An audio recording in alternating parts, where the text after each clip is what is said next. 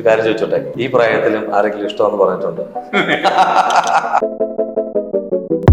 Career തുടങ്ങിയതിന് ശേഷം ഇത് ആദ്യമായിട്ടാണ് ഞാൻ ഇരിക്കുന്ന സ്ഥലം നമ്മൾ അറിയാണ്ട് ചിലപ്പോൾ ഞാൻ ഒരിക്കൽ പോയി അവിടെ പോയിരുന്നു. അപ്പൊ നമ്മൾ എന്നെ അവിടെ നിന്ന് വിളിച്ച് മാറ്റിയിട്ട് ഇല്ല അവിടെ സീനിയർ ആർട്ടിസ്റ്റ് ഇരിക്കാവുള്ളൂ അങ്ങനെ പറഞ്ഞു. ഈ ലൊക്കേഷനിൽ വെച്ചിട്ടോ? അവിടെയും സീനിയോറിറ്റി കാണിച്ചു അവിടുന്ന് കഴിക്കാൻ പാടില്ല. എന്നെ പേഴ്സണലായിട്ട് അറിയാവുന്നവർക്ക് അറിയാം ഞാൻ ആരാണ്. അത് നമ്മളും മനുഷ്യരാണ്. ചില സമയത്ത് നമ്മളെ കുറിച്ച് ക്യാരക്ടറായിട്ട് പറയുമ്പോൾ പോലും ചിലപ്പോൾ ഇത്തിരി ഒന്ന് പോവും. കരഞ്ഞില്ല, പക്ഷെ അത് മനസ്സിൽ ഉള്ളിൽ മിസ്യൂസിങ് സിറ്റുവേഷൻ ഞാൻ ഇന്നേ വരെ എടുത്തിട്ടില്ല. അത് നമ്മളൊരു റിയാലിറ്റി ആയിട്ട് നമ്മൾ എടുത്ത് നിങ്ങളുടെ ഡിസൈനർ ഹോം എന്ന സ്വപ്നം യാഥാർത്ഥ്യമാക്കുന്നു. സാൻബിൾഡ് designed by concepts. Hi, hello, നമസ്കാരം. മൂവി വേൾഡ് മീഡിയയിലേക്ക് സ്വാഗതം. ഇന്ന് നമ്മളോടൊപ്പം വിശേഷങ്ങൾ പങ്കിടുന്നത് ഏഷ്യാനെറ്റിലെ മികച്ചു നിൽക്കുന്ന സീരിയലാണ് കുടുംബവിളക്ക്. അതിലെ നായകനാണ്. ഇപ്പം ഏകദേശം മനസ്സിലാക്കണം ആരാന്നുള്ളത്. സിദ്ധാർത്ഥ് KK മാനേജറിനാണ്. നമുക്ക് സ്വാഗതം ചെയ്യാം. അദ്ദേഹത്തിന്റെ വിശേഷങ്ങളാണ് നമ്മൾ അറിയുന്നത്. ചേട്ടാ നമസ്കാരം. നമസ്കാരം. സുഖമായിട്ടിരിക്കുന്നു? സുഖം. Belated happy new year. Happy new year. Happy new year to all of you. Thank you ചേട്ടാ. ഈ 2023 എങ്ങനെ ഉണ്ടായിരുന്നു? 2023 വാസ് പ്രിറ്റി ഗുഡ്. നന്നായിരുന്നു. ഒന്നും മോശം പറയാനില്ല. ദൈവാനുഗ്രഹം കൊണ്ട് എല്ലാം നമ്മുടെ വർഷമായിരുന്നു. ഭംഗിയായിട്ട് പോയി. ഈ കുടുംബവിളക്കിൽ എനിക്ക് തോന്നുന്നു ഒരു ഓൾമോസ്റ്റ് ഒരു 3-4 വർഷമായെന്ന് തോന്നുന്നു അല്ലേ? അതിന്റെ കുടുംബവിളക്കിലെ ഫാമിലി ആയിട്ട് ശരിക്കും 4 വർഷം കഴിഞ്ഞു. 4 വർഷമായി.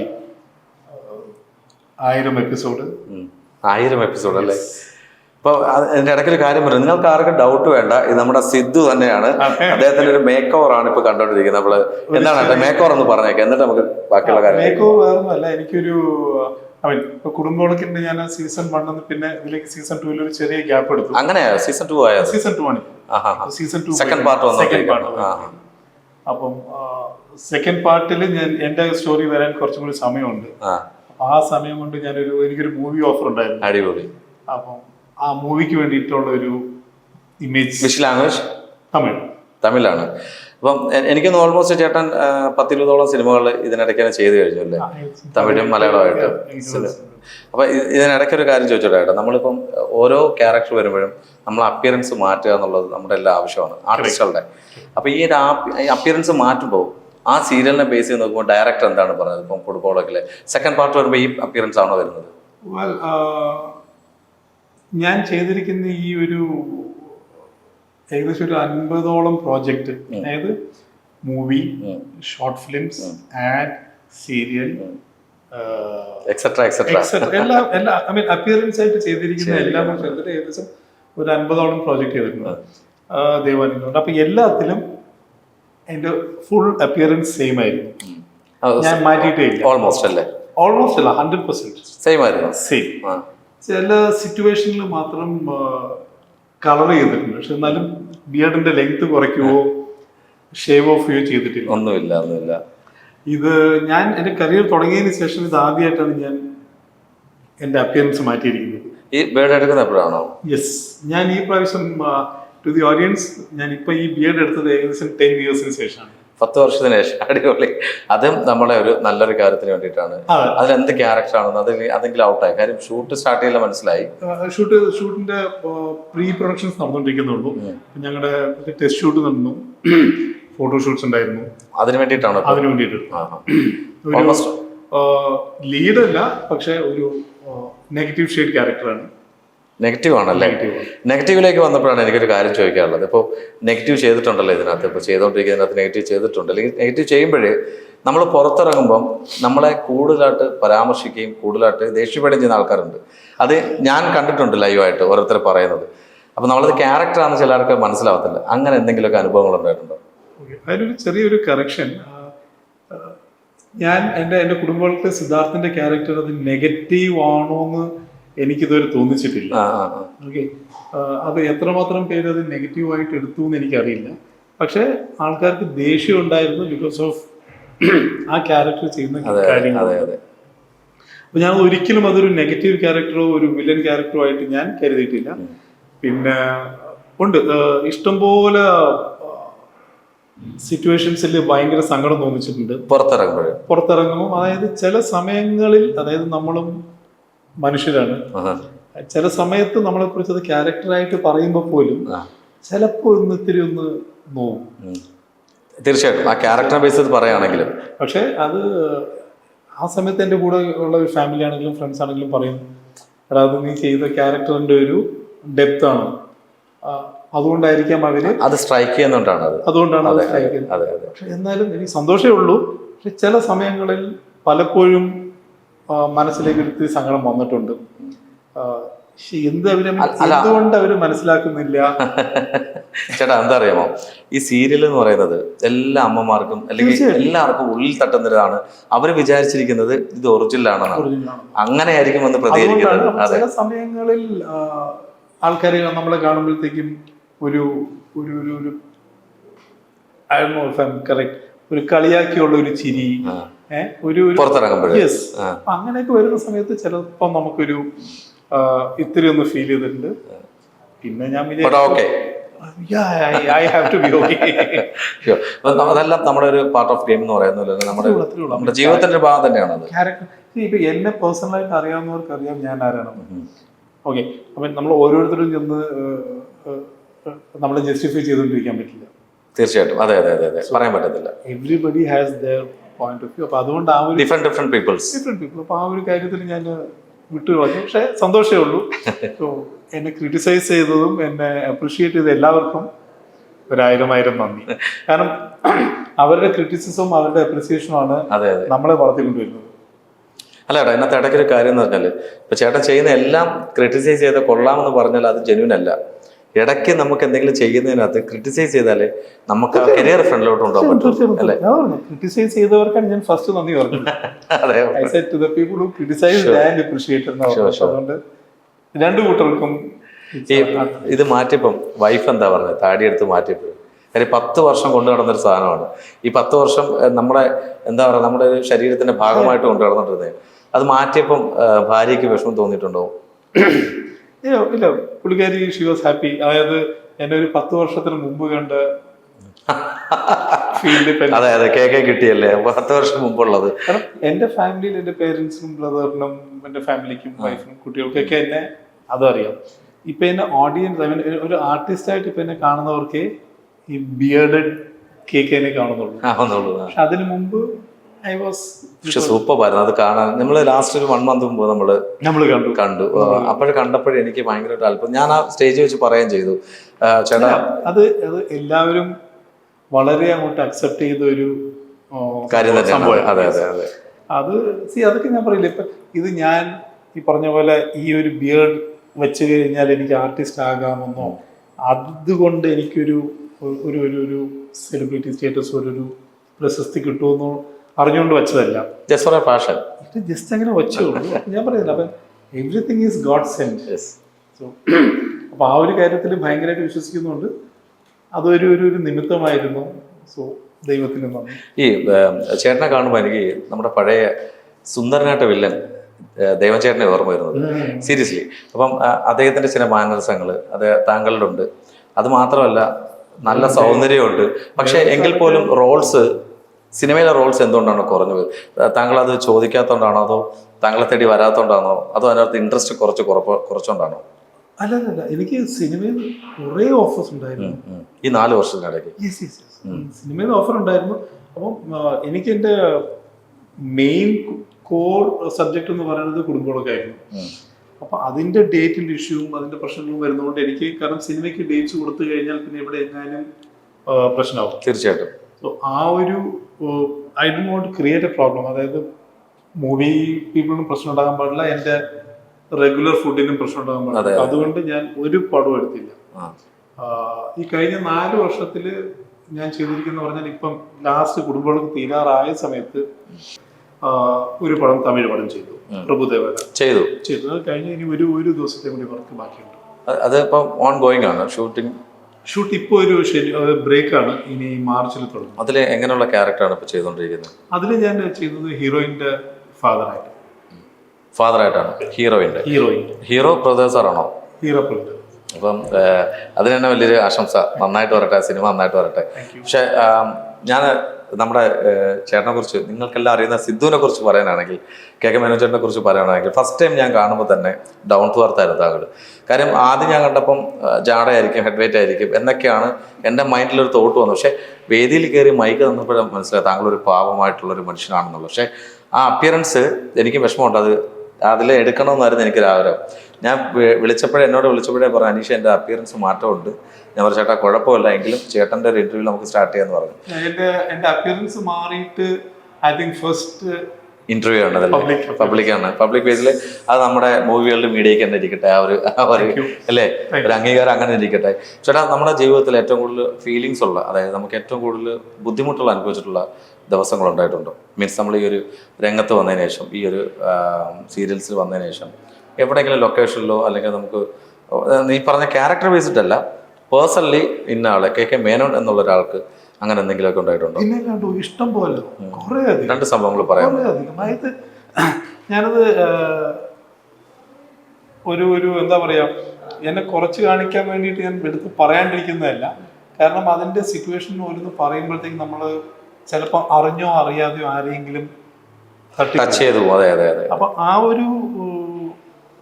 ഒരു ഇഷ്യൂ ഉള്ളത് കൊണ്ട് ഞാൻ എടുത്തു പറയുന്നില്ല. പക്ഷെ ആസ് എൻ ആർട്ടിസ്റ്റ് ഇഷ്ടംപോലെ വെല്ലുവിളികൾ നേരിടേണ്ടി വന്നിട്ടുണ്ട്, സഫറിങ്സ് നേരിടേണ്ടി വന്നിട്ടുണ്ട്, ഇൻസൾട്ട്സ് ഇഷ്ടം പോലെ കിട്ടിയിട്ടുണ്ട്. ഇൻസൾട്ട് എന്താണ് ഏട്ടാ ഉണ്ടായിട്ടുള്ളത്?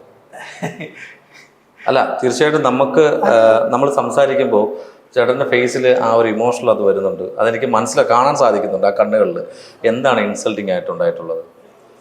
ജീവിതത്തിൽ ഏറ്റവും കൂടുതൽ മനുഷ്യന് ഒരു ഷെയിം ഓഫ് വരുന്നത് എന്ന് പറഞ്ഞാൽ ഇൻസൾട്ടിങ് ആണ്, നമ്മളെ നാണം കെടുത്തുന്നതാണ്. അത് കഴിഞ്ഞിട്ടേ ഉള്ളൂ അവസരങ്ങൾ നഷ്ടപ്പെടുത്തുന്നത്. എന്താണ് ഇൻസൾട്ടിങ് ഉണ്ടായിട്ടുള്ളത്? ഇൻസൾട്ടിങ് കുറേ ഉണ്ട് അനീഷേ. അതായത് നമ്മള് ഇപ്പം പ്രേക്ഷകർ കാണും, അവർ വിചാരിക്കും ഓക്കെ ഈ കെ മേനോൻ എന്ന് പറയുന്ന വ്യക്തി ജസ്റ്റ് എവിടുന്നോ ഇരുന്നോ വന്നു ചെയ്തു കയറി ബൈ ലക്ക് എവിടേക്കും എത്തി എന്നുള്ളത് ഒരിക്കലും അല്ല. കാരണം ഞാൻ എൻ്റെ കരിയർ സ്റ്റാർട്ട് ചെയ്യുന്നത്, അതായത് ഫസ്റ്റ് ടൈം ഒരു മൂവി ക്യാമറ ഒരു മീഡിയ ക്യാമറ ഫസ്റ്റ് ഫേസ് ചെയ്യുന്നത് അറ്റ് ദ ഏജ് ഓഫ് 42 ആണ്. ഒരു 42-ലാണ്, ഈ 42-ാമത്തെ വയസ്സിലാണ് ഞാൻ എൻ്റെ കരിയർ തുടങ്ങുന്നത്. താങ്കളുടെ 42-ാമത്തെ വയസ്സിലാണ് സ്റ്റാർട്ട് ചെയ്യുന്നത്? Yes, starting age. യെസ്. അപ്പം ആ ഒരു സിറ്റുവേഷനിൽ, അതായത് ഞാൻ ഈ ഒരു സംരംഭം ഒരു 20-22 വയസ്സിലേക്ക് തുടങ്ങിയിരുന്നെങ്കിൽ ഈ പറയുന്ന ഇൻസൾട്ടോ, ഈ പറയുന്ന ഒരു അവോയ്ഡിങ്ങോ, ഈ പറയുന്ന സംഗതികളൊക്കെ ചിലപ്പോൾ അതൊരു കളിതമാശയായിട്ട് എടുത്തു പോയിരുന്നു.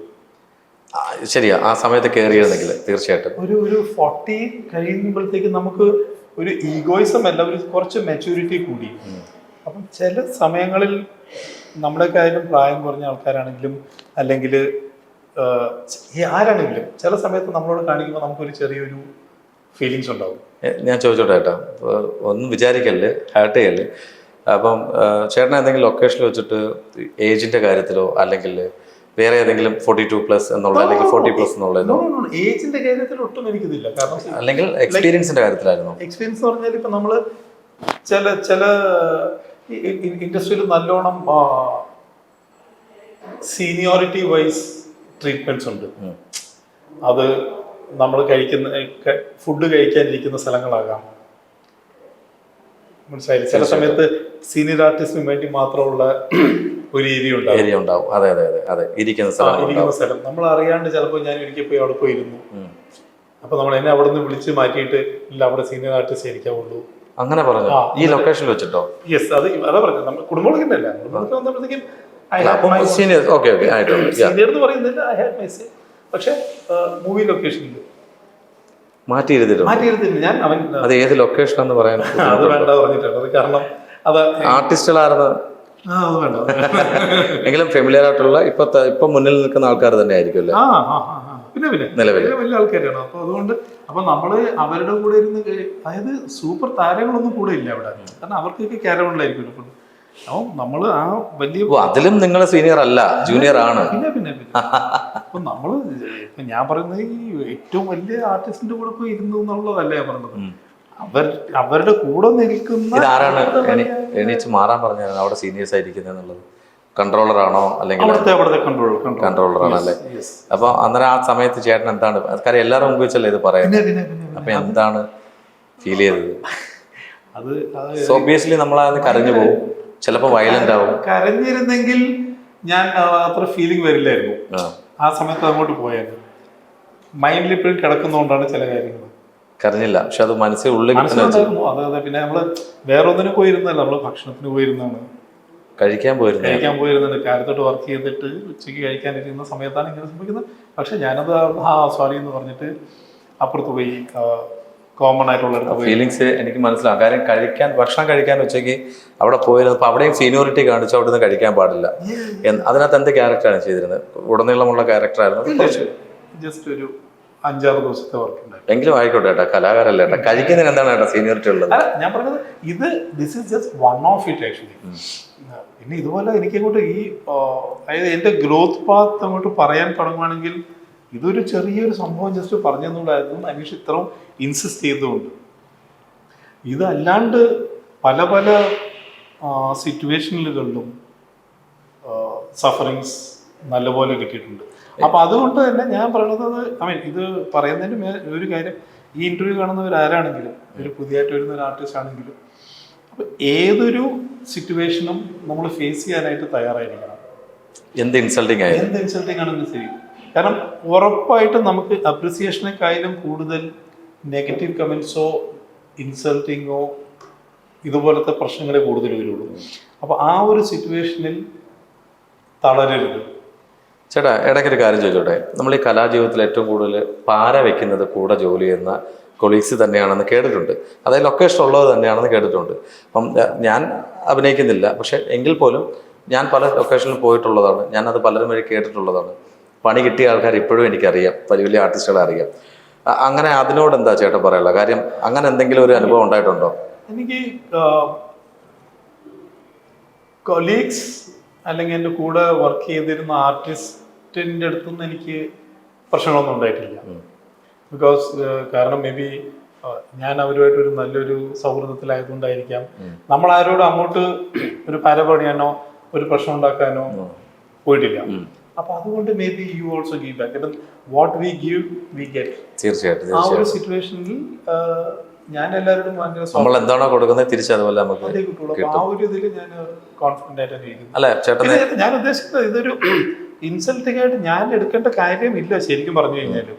കാരണം I have to work hard. മനസ്സിലായോ? ഞാനൊരു 10-15-20 വർഷം ഇൻഡസ്ട്രിയിൽ നിന്ന് എല്ലാ കാര്യങ്ങളും പഠിച്ച് വർക്ക് ചെയ്തിട്ട് വന്നു കഴിഞ്ഞാൽ മാത്രമേ മേ ബി എനിക്ക് ആ സ്റ്റേജിൽ ഇരിക്കാൻ പറ്റൂ. ഇപ്പൊ അനീഷ് ഇപ്പൊ ഇന്ന് തന്നെ വിളിച്ചിരിക്കുന്നു ഇന്റർവ്യൂവിന്. അതെ. ട്രിവാൻഡ്രത്ത് ഇപ്പൊ എത്രയോ ആൾക്കാരുണ്ട്, അതെ, എത്രയോ ആർട്ടിസ്റ്റ് ഉണ്ട്. എന്നെക്കാളും സീനിയർ ആയിട്ട്, എന്നെക്കാളും വളരെ റീച്ചുള്ള, ഇൻസ്റ്റാഗ്രാമിലും യൂട്യൂബിലും ഒക്കെ റീച്ചും ഫേമസ് ആയിട്ടുള്ള കുറെ പേരെ വിളിച്ചിട്ടുണ്ട്. അവരിലെല്ലാവരും കഴിഞ്ഞ് എന്നെ വിളിച്ചിട്ടുണ്ടെങ്കിൽ ഇന്നത്തെ ദിവസം ഞാനിത് അർഹിക്കുന്നു. അതെ അതെ, തീർച്ചയായിട്ടും. ഓക്കെ, നിങ്ങൾക്കിപ്പം മൂവി വേൾഡിന് KK അല്ല 10 പേരല്ല 100 പേരെ ഇന്റർവ്യൂവിൽ നിന്ന് കിട്ടും. അതെ, കാരണം നിങ്ങളുടെ ബ്രാൻഡ് അത്ര വലുതാണ്. അതെ അതെ അതെ. ഓക്കെ, അപ്പോൾ ഒരു ordinary person like me KK മേനോനെ വിളിക്കണമെങ്കിൽ ദർ ഈസ് ഇന്നത്തെ ആ ഒരു എൻ്റെ ഇതിൽ എഴുതിയിട്ടുണ്ട്. അതെ അതെ അതെ. അപ്പൊ അത്ര ഞാൻ ഉദ്ദേശിക്കുന്നുള്ളൂ. അപ്പൊ ഇന്നിപ്പം അനീഷ് ഇപ്പൊ ഇന്ന് വിളിച്ചില്ല, ഇപ്പൊ എന്റെ വേറെ ഏതെങ്കിലും ഒരു കൊളീഗിനെ വിളിച്ചിരുന്നെങ്കിൽ അപ്പൊ അനീഷ് എന്നെ വിളിച്ചിരുന്നോ മേ ബി അപ്പൊ ഞാൻ ഒന്നും അല്ലായിരിക്കും എന്നുള്ളൊരു ഫീലിംഗ് വന്നിട്ട് കാര്യമില്ല. സംതിങ് ലൈക്ക് എന്തോ സ്പെഷ്യാലിറ്റി താങ്കളുടെ ലൈഫിൽ ഉണ്ടായിട്ടാണ് ഞാൻ വിളിച്ചത്. ഫസ്റ്റ് ഓഫ് ഓൾ ഞാൻ വിളിച്ച കാര്യം മെയിനായിട്ടെന്ന് പറഞ്ഞാൽ താങ്കളുടെ ഇന്റർവ്യൂ ഞാൻ പല സമയങ്ങളിൽ ഞാൻ ട്രൈ ചെയ്ത് കിട്ടിയിട്ടില്ല. അപ്പോഴാണ് കറക്റ്റ് നമ്മൾ ആ ഷോപ്പിൽ വെച്ച് കണ്ടത്, ഞാൻ സംസാരിക്കാൻ ഇടയായത്. ഞാൻ ഇത് വേറൊരു കാര്യം, എന്നോട് കുറെ പേര് ഇന്റർവ്യൂ ചോദിച്ചിട്ടുണ്ടായിരുന്നു. ഓക്കെ, ഞാൻ ഇന്റർവ്യൂ വളരെ കുറവേ കൊടുത്തിട്ടുള്ളൂ. അതിന്റെ കാരണം വേറൊന്നും കൊണ്ടല്ല, ഇപ്പൊ ഒരുവിധം എല്ലാവർക്കും ഞാൻ എത്ര പടം ചെയ്തിട്ടുണ്ട്, എൻ്റെ ഫസ്റ്റ് പടം എന്തായിരുന്നു, എവിടെ തുടങ്ങി, ശങ്കർ സാറിനോട് ഫസ്റ്റ് തുടങ്ങി, പിന്നെ ഗൗതം സാറിനോട്, ഇങ്ങനെ പല എല്ലാവരുടെയും ഡീറ്റെയിൽസ് മൊത്തം അറിയാം.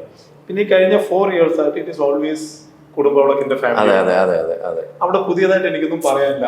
അപ്പൊ ആ ഒരു പുതിയതായിട്ടുള്ള ഐറ്റംസ് ഒന്നും ഇല്ലാത്തത് കൊണ്ടാണ് ഞാൻ ഒന്നും ഒരു ഷോയ്ക്ക് വരാത്തത്. പക്ഷെ റൈറ്റ് ടൈമിൽ ഞാൻ വിളിച്ചു എന്നുള്ളതല്ലേ. ഞാനിപ്പോ കറക്റ്റ് ഒരു കുടുംബവിളക്ക് എന്നുള്ള ഒരു ബ്രേക്കാണ്. അടുത്തൊരു പുതിയ പ്രോജക്റ്റിലേക്കുള്ള ഒരു എൻട്രി ടൈമാണ്. കമ്പാരിറ്റീവ്ലി റിലാക്സ് ആണ്. ചേട്ടാ റിലാക്സേഷൻ്റെ കാര്യം പറഞ്ഞപ്പോഴാണ് താങ്കളുടെ ഇൻസ്റ്റ കയറി നോക്കിയപ്പോൾ ഫുൾ ഫയർ ആണ് അതിനകത്ത്. ഡാൻസ്, പാട്ട്, ഡാൻസ്, അതിൻ്റെ കൂടെ ചേട്ടൻ്റെ കൂടെയുള്ള കുറേ സുഹൃത്തുക്കളുടെ ഡപ്പാകത്ത് ഡാൻസ്. ഞാൻ ഇപ്പോൾ റീൽസ് കണ്ടേയുള്ളൂ, അതിനകത്ത് എല്ലാവരും ഞാൻ കണ്ടു. എനിക്ക് ഈ ഡാൻസ് എന്ന് പറഞ്ഞ ഏറ്റവും വലിയ ഒട്ടും പറ്റാത്തൊരു കാര്യമാണ്. അത് നമ്മുടെ ഏഷ്യാനെറ്റിലെ ഓരോ പ്രോഗ്രാമിൽ പോകുമ്പോഴും അറിയാം. സെലിബ്രേഷനിലൊക്കെ പോകുമ്പോഴേ സ്റ്റാർ മ്യൂസിക്കിലാണെങ്കിലും കോമഡി ഷോസിലാണെങ്കിലും അത് എൻ്റെ പ്രിയ പ്രേക്ഷകർക്ക് അറിയാം കേക്കിനെ കൂടി ഡാൻസ് ചെയ്യാൻ പറ്റത്തില്ല എന്നുള്ളത്. പിന്നെ ഇൻസ്റ്റാഗ്രാമിൽ ചെയ്യുമ്പോൾ നമ്മുടെ ആ ഒരു സമയത്ത് ഒരു ഓളം നമ്മുടെ കൂടെ ഉള്ളതിൻ്റെ ഒരു വൈബ്. പക്ഷെ ഞാൻ അതിശയിച്ചു കേട്ടോ, താടിയൊക്കെ ഉണ്ട്, താങ്കളുടെ കൂടെ അതേ വൈബിൽ തന്നെ കൂടെ കുറെ രണ്ടുപേരും കൂടെ ഡാൻസ് ചെയ്തു. അപ്പൊ അത് ഞാൻ മൊത്തം നോക്കിയപ്പോഴെല്ലാം അതിനകത്തെല്ലാം ഇട്ടിരിക്കുന്ന ഭയങ്കര കുറെ വീഡിയോസ് ആണ് ഇട്ടിരിക്കുന്നത്. ഒരു രസം, ജസ്റ്റ് ഒരു എന്തെങ്കിലും നമുക്കൊരു എന്റർടൈൻമെന്റ് വേണ്ട എന്തെങ്കിലും ഒരു. പിന്നെ ഇതല്ലാണ്ട് നമ്മൾ വേറെ ഫുൾ ടൈം വർക്ക്, പിന്നെ വീട്ടിലെത്തി. അതെ, വേറെ ഒന്നുമില്ല, എന്റർടൈൻമെന്റ് ഇല്ല. ഒരു കാര്യം ചോദിച്ചോട്ടെ, ഈ പ്രായത്തിലും ആരെങ്കിലും ഇഷ്ടമെന്ന് പറഞ്ഞിട്ടുണ്ടോ? തീർച്ചയായിട്ടും പറയും ചേട്ടാ. കാര്യം വെച്ചാൽ ക്രഷ് പല രീതിയിലാവാം, ഇഷ്ടങ്ങൾ പല രീതിയിലാവാം. ചിലപ്പോൾ ക്യാരക്ടർ ആയിരിക്കാം, ചിലപ്പോൾ ചേട്ടൻ്റെ ഞാൻ ചേട്ടനെ ഇഷ്ടപ്പെടുന്ന ചേട്ടൻ്റെ അപ്പിയറൻസിലാണ്. തീർച്ചയായിട്ടും എനിക്ക് ഭയങ്കര ഇഷ്ടപ്പെട്ടായിരുന്നു. കോസ്റ്റ്യൂംസ് ആയാലും ആ ഒരു നമ്മുടെ മുടിയും താടിയൊക്കെ അത് നരച്ച് തന്നെയാണ്, പക്ഷെ അത് കറുപ്പിക്കാൻ നിന്നില്ല നമ്മൾ. അത് താങ്കളുടെ ആ ഒരു സ്റ്റൈലാണ്. അപ്പം ഇതൊക്കെ കണ്ടിട്ട് ഇഷ്ടപ്പെട്ടിട്ട് ആരെങ്കിലുമൊക്കെ വന്നിട്ടുണ്ടോ ഇൻസ്റ്റയിലോ ഡയറക്റ്റോ ആയിട്ട്? ആ ചിരിയിലുണ്ടെന്നുള്ളത് എനിക്ക് മനസ്സിലായി. ഭാര്യ ഒന്നും പറയത്തില്ല. ചേച്ചി ക്ഷമിക്കണം, ചോദിച്ചോട്ടെ, അറിയാം എന്തെങ്കിലും വന്നിട്ടുണ്ടോ അങ്ങനെ ഫണ്ണായിട്ട് പറഞ്ഞാൽ? ഫണ്ണായിട്ട് മെസ്സേജസ് ഇഷ്ടംപോലെ വരാറുണ്ട്. ഞാനത് കാരണം അത് ഒരു മിസ്യൂസിങ് സിറ്റുവേഷൻ ഞാൻ ഇന്നേ വരെ എടുത്തിട്ടില്ല. കാരണം അവർക്ക് അവരൊരു ആ ഒരു ആരാധനയുടെ ഇതിൽ പറയുകയാണ്. അത് നമ്മളൊരു റിയാലിറ്റി ആയിട്ട് നമ്മൾ എടുത്ത് അല്ല, റിയൽ ആയിട്ട് വന്നിട്ടുണ്ടോ ആരെങ്കിലും ഒക്കെ? ഞാൻ റിയൽ ആയിട്ട് വന്നിട്ടുണ്ടെങ്കിൽ പോലും ആ ഒരു ക്യാരക്ടറിന്റെ ഇതിലാണ്. പിന്നെ ഓക്കെ, മേ ബി ആ ഒരു അപ്പിയറൻസിൽ ഒരു ഡിഫറെന്റ് ലുക്ക് ഉണ്ടെന്നുള്ള ഒരു ഇതില് ആരെങ്കിലും ചിന്തിച്ചിട്ടുണ്ടാകാം. പക്ഷെ ഞാനത് ഒരു കാര്യം പറയട്ടെ ചേട്ടൻ, ചില സമയങ്ങളിൽ ആംഗിളിലോട്ട് നോക്കുമ്പോൾ ഞാൻ കമലഹാസൻ സാറിനാണ് ഇന്റർവ്യൂ എടുക്കുന്നത് ഫീൽ ചെയ്യുന്നുണ്ട് കേട്ടോ. സീരിയസ്ലി ഞാൻ പറയാണ്, ഇത് കാണുന്നവർക്ക് അങ്ങനെ ഫീൽ ചെയ്യുന്നുണ്ടെങ്കിൽ നിങ്ങൾ ദയവ് ചെയ്ത് കമന്റ് ഇടണം. എനിക്ക് തോന്നുന്നു ബാക്കി നമ്മുടെ ക്യാമറ ചേട്ടന്മാർക്കൊക്കെ ഫീൽ ചെയ്യും. കാര്യം ഒരു സൈഡിൽ അങ്ങോട്ട് നോക്കുമ്പോൾ എനിക്ക് അങ്ങനെ ഫീൽ ചെയ്യുന്നുണ്ട് കേട്ടോ. താടി പോയപ്പോഴേ കമലഹാസൻ സാറിനെ ആയിട്ട് എന്തെങ്കിലും ഒരു സിനിമ ചെയ്യണമെന്ന് ആഗ്രഹം അങ്ങനെ എന്തെങ്കിലുമൊക്കെ വന്നിട്ടുണ്ടോ? തീർച്ചയായിട്ടും എല്ലാവർക്കും ഉണ്ടായിരിക്കുമല്ലോ. കമൽ സാറിന്റെ കൂടെ ചെയ്യണോന്ന് ചോദിച്ചിട്ട് അത് ആ ഒരു ചോദ്യമേ അല്ലത്. എങ്കിലും അതൊക്കെ അങ്ങനെയൊക്കെ ഒരു ഇത് കിട്ടുവാണെങ്കിൽ അത് ഏറ്റവും വലിയൊരു ഭാഗ്യമാണ്. ഓക്കെ, അതിൽ വേറൊരു കാര്യമുണ്ടോ, ഞാനതിപ്പം റിവീൽ ചെയ്യുന്നില്ല. എനിക്കൊണ്ട് ഒരു ചേട്ടാ അറ്റത്തുകൊണ്ടിട്ട് പറയാതിരിക്കല്ലേ, എന്തായാലും റിവീൽ ചെയ്ത് കേട്ടത് ഇത്രയും കൊണ്ടുവന്നിട്ട് പറയാതിരിക്കല്ലേ, എന്താ ചേട്ടാ അത് പറഞ്ഞോളൂ. അല്ല, ഞാനത് വേറൊന്നും കൊണ്ടല്ല, അത് ഞാനിപ്പോ പറയുന്നില്ല. ഒരു ക്ലൂ എങ്കിലും തരുമോ? ഒരു ക്ലൂ ഇല്ല, എനിക്ക് ഉറക്കം വരത്തില്ല. അല്ല, ഒരു 5-6 മാസം കൂടി കഴിയിട്ട് ഒരു പടം റിലീസായിട്ട് അതിൽ ഞാൻ ഉണ്ടോന്ന് നോക്കിയിട്ട്. ഓ അങ്ങനെ, ഓക്കെ കട്ട് ആൻഡ് എഡിറ്റിംഗ് ഇല്ലാന്നുണ്ടെങ്കിൽ തീർച്ചയായിട്ടും അത് അങ്ങനെ മതി. പക്ഷെ അന്നുണ്ടെങ്കിൽ നമ്മൾ വരും കേട്ടോ. തീർച്ചയായിട്ടും ഞാൻ ഫസ്റ്റ് റിലീസിന് മുമ്പ് ചേട്ടൻ എന്നോട് പറയണം. പറയാൻ പറ്റില്ല, കാരണം ഞാനൊരു പടം ചെയ്തിട്ടുണ്ട് ഇപ്പം. അപ്പൊ അതില് കാരണം ഒരു പേടിയാണ്. കാരണം എന്ന് വെച്ച് കഴിഞ്ഞാല് ഒരു ഭയങ്കര വലിയ പടമാണ്. ഓക്കെ, അപ്പൊ അതില് നമ്മളെ പോലും ചെറിയൊരു ക്യാരക്ടർ അതില് വരിക പറഞ്ഞത് ദൈവാനുഗ്രഹത്തിന്റെ അങ്ങേയറ്റാണ്. അപ്പം ആ സിനിമ റിലീസായി തിയേറ്ററിൽ ഞാൻ പോയി കണ്ടതിന് ശേഷം ഉണ്ടോ എന്ന് പറയൂ. കഷ്ടം തന്നെ, ഒരു കലാകാരന്റെ തീരെ രോദനമാണ് ചേട്ടൻ എന്ന് പറയുന്നത്. സത്യമായിട്ടും. കാരണം ഞാനത് ഇതിനു മുമ്പ് ഒരു സിനിമ ഇപ്പൊ റിലീസ് ആയതുകൊണ്ട് പറയാം, മെർസൽ ചെയ്തിരുന്നു. വിജയ് സാറിന്റെ മെർസൽ ചെയ്തു. അപ്പൊ ഞാൻ നാട്ടുകാരോട് മൊത്തം വിളിച്ച് പറഞ്ഞു മെർസൽ ചെയ്തിട്ടുണ്ട്. വളരെ നല്ലൊരു റോളായിരുന്നു.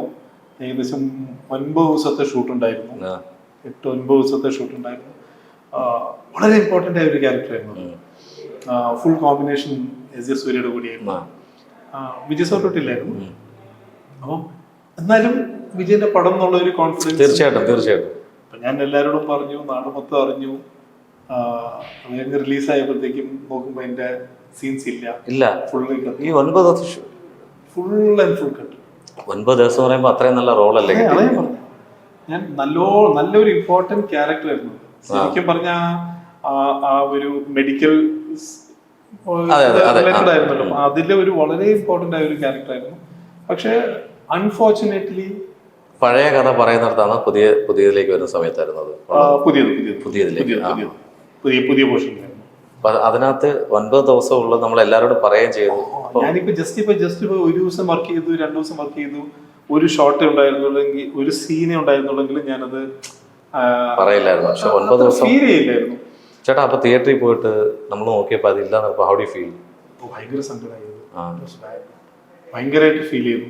തീർച്ചയായിട്ടും അത് അങ്ങനെ അല്ല, എനിക്ക് ശരിക്കും പറഞ്ഞാൽ ഒട്ടും വിശ്വസിക്കാൻ പറ്റില്ല. കാരണം ആ ഒരു സ്റ്റോറി ലൈനിൽ ആ ഒരു പോർഷൻ വളരെ ഇമ്പോർട്ടൻ്റ് ആയിരുന്നു. പക്ഷെ അവർ കുറെ അങ്ങോട്ട് ഏകദേശം ഞാൻ അറിഞ്ഞു. പിന്നെ അതിനുശേഷം പിന്നെ അസോസിയേറ്റ് പറഞ്ഞത് ഏകദേശം 40 മിനിറ്റോ 45 മിനിറ്റോ അതിന്റെ കട്ടായി. അപ്പൊ അതിനകത്ത് ഇത് ഇമ്പോർട്ടൻ്റ് ആണെങ്കിൽ ഒരിക്കലും അത് പിന്നെ എനിക്ക് പറയാനുള്ളൊരു കാര്യം വെച്ചാൽ നമ്മുടെ സിനിമ എടുക്കുന്ന ഡയറക്ടറിനോടും അല്ലെങ്കിൽ എഡിറ്റേഴ്സിനോടും അവരുടെ അവകാശമാണ് കട്ട് ചെയ്യുന്നതൊക്കെ.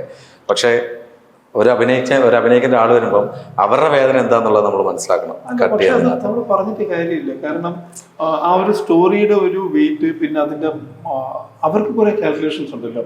നമ്മളൊരാൾ പോയി അഭിനയിച്ചാലും, ഞാനല്ല വേറെ ഏതെങ്കിലും ഒരു ആർട്ടിസ്റ്റ് ആണെങ്കിലും നമ്മൾ പോയി അഭിനയിച്ചു, പക്ഷെ ഇവർ അഭിനയിച്ചത് കൊണ്ട് ആ സീനും കൂടി വെക്കണമെന്ന് പറയാൻ പറ്റത്തില്ല. കാരണം അതിന്റെ പ്രാക്ടിക്കൽ ഇഷ്യൂസ് ഉണ്ട്. ഒരിക്കലും ഇല്ല. ചേട്ടാ അതിന്റെ ഫോട്ടോസ് ഒക്കെ എങ്ങനെ എടുത്തിട്ടുണ്ടായിരുന്നു? അങ്ങനെ എന്തെങ്കിലും ഫോട്ടോസ് ഒക്കെ എടുത്തിട്ടുണ്ടായിരുന്നു? ഇല്ല, ഞാൻ ആ സമയത്ത് അവിടെ ഫോട്ടോസ് ഒന്നും എടുത്തിട്ടില്ല. ആ സെറ്റില് ആ കോസ്റ്റ്യൂമിൽ 1-2 ഫോട്ടോ എടുത്തിട്ടുണ്ടായിരുന്നു. അത്രേ ഉള്ളൂ. അല്ലാണ്ട് അവിടുത്തെ ഞാൻ നോർമലി അങ്ങനെ അധികം, കാരണം ഇപ്പൊ എന്റെ കൂടെ വർക്ക് ചെയ്യുന്ന ഒരു ആർട്ടിസ്റ്റ് ഉറപ്പായിട്ടും എന്നെക്കാളും ഒരു സീനിയർ ആയിരിക്കും. അവർക്കൊരു ശല്യമാകണ്ടെന്ന് വിചാരിച്ചിട്ട് ഞാൻ അവരോട് പോയി ഫോട്ടോ എടുക്കാറില്ല. പിന്നെ ചില സമയങ്ങളിൽ എടുത്തിട്ടുണ്ട്. പിന്നെ അന്നും പിന്നെ എസ് സൂര്യ ആയിരുന്നു എന്റെ കോമ്പിനേഷൻ. അത് നല്ലൊരു തിങ്കിങ് ആണ്. കാര്യം നമ്മൾ ആരെയും ഡിസ്റ്റർബ് ചെയ്യാതെ അതിന് വേണ്ടിയിട്ട് മാത്രം. അല്ലാണ്ട് എനിക്ക് ആഗ്രഹമുണ്ട് ഏതൊരു എന്നെക്കാളും വലിയ ഇപ്പൊ എന്നെ കാണുമ്പോൾ ഫോട്ടോ എടുക്കണമെന്ന് പറഞ്ഞ് കുറെ പേര് വരുന്നുണ്ട്. അതെ, ഇഷ്ടംപോലെ വരും. അതേപോലെ ഇപ്പൊ എന്നെക്കാളും സീനിയറായി നമ്മൾ കണ്ടു വളർന്ന ആർട്ടിസ്റ്റിന്റെ കൂടെ ഫോട്ടോ എടുക്കണമെന്ന് എനിക്കും ആഗ്രഹമുണ്ട്. പക്ഷെ കൺസിഡറിങ് ദെയർ പ്രൈവസി, എല്ലാവർക്കും ഒരു പ്രൈവസി ഉണ്ട്. അപ്പൊ ആ ഒരു സിറ്റുവേഷൻ ഇഷ്ടംപോലെ പേരോട് എടുത്തിട്ടുണ്ട്. ഇനി എങ്ങാനും ചോദിച്ചിട്ട് അവർക്കൊരു ശല്യമാകണ്ട വിചാരിച്ചിട്ട് ചില സമയങ്ങളിൽ ഞാൻ അഭിനയിച്ച് കുറെ പേരുടെ കൂടെ ഫോട്ടോ എടുത്തില്ല. സ്ക്രീനിൽ നിന്ന് മാറ്റി നിർത്തുന്ന സിറ്റുവേഷൻസ് ഒക്കെ പറഞ്ഞു കേട്ടിട്ടുണ്ട്. അങ്ങനെ ഈ 4 വർഷത്തിനിടയ്ക്ക് വെച്ചിട്ട് അങ്ങനെ ഏതെങ്കിലും ഓപ്പർച്യൂണിറ്റീസ് വന്നിട്ട് പോകാൻ പറ്റാഞ്ഞതിന്റെ വിഷമമുണ്ട്.